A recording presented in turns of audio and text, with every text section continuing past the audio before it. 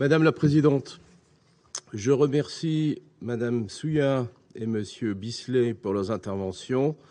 Je remercie surtout l'extraordinaire mobilisation d'OCHA, du Programme alimentaire mondial et de toutes les agences humanitaires. Vous pouvez compter sur notre soutien. La situation humanitaire en Ukraine empire jour après jour. Tous les voyants sont au rouge. La semaine dernière, l'Assemblée générale a exigé, à une majorité écrasante, la cessation immédiate des hostilités de la Russie contre l'Ukraine et le plein respect du droit international humanitaire. Cette résolution, proposée par la France et le Mexique, doit permettre de soutenir les efforts du secrétaire général et des acteurs humanitaires engagés sur le terrain pour soutenir les populations civiles et leur apporter l'aide qui est indispensable.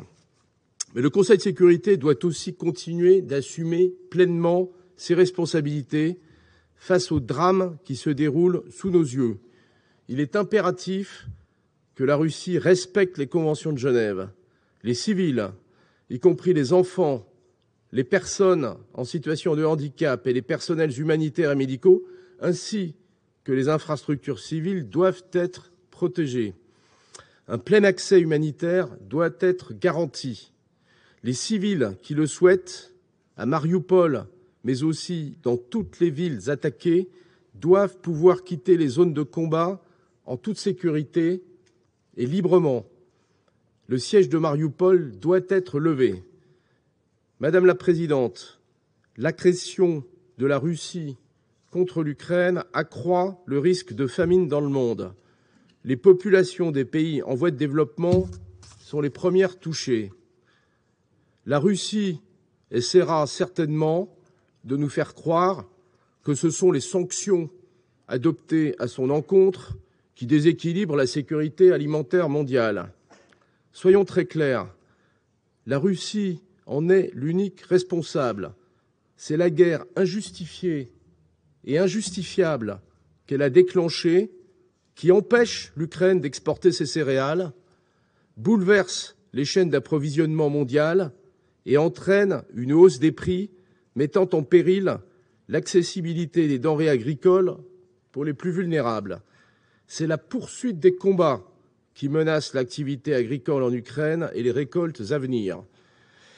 L'Union européenne et ses partenaires ont adopté des sanctions pour obtenir que la Russie se mette en conformité avec la Charte des Nations unies. Ces sanctions ne ciblent pas le secteur agricole en Russie. Face au désordre alimentaire mondial, la réponse la plus efficace est la cessation immédiate de l'agression russe. Il faut aussi renforcer la coopération internationale dans ce domaine. La France soutient pleinement l'initiative lancée par le secrétaire général à travers le groupe des Nations unies de réponse à la crise au niveau mondial. La France, dans sa capacité de présidente de l'Union européenne, a lancé l'initiative FARM, Food and Agriculture Resilience Mission. Elle vise à apaiser les tensions sur les marchés agricoles et assurer la libre circulation des denrées. Elle doit également permettre de donner un accès rapide aux produits agricoles pour les pays dont les demandes sont les plus urgentes et d'assurer le développement rural et la production agroalimentaire en Afrique. Nous appelons tous les acteurs publics et privés pertinents à rejoindre cette initiative qui doit s'inscrire dans le cadre des efforts du secrétaire général. Madame la Présidente, il y a urgence à agir. La France salue le courage dont fait preuve le peuple d'Ukraine. Aux Nations unies et dans toutes les enceintes, elle continuera de se mobiliser avec ses partenaires pour soutenir l'Ukraine et le peuple ukrainien. Elle n'épargnera aucun effort pour que toute la lumière soit faite sur les allégations de crimes qui, s'ils sont établis, ne devront pas rester impunis. Je vous remercie.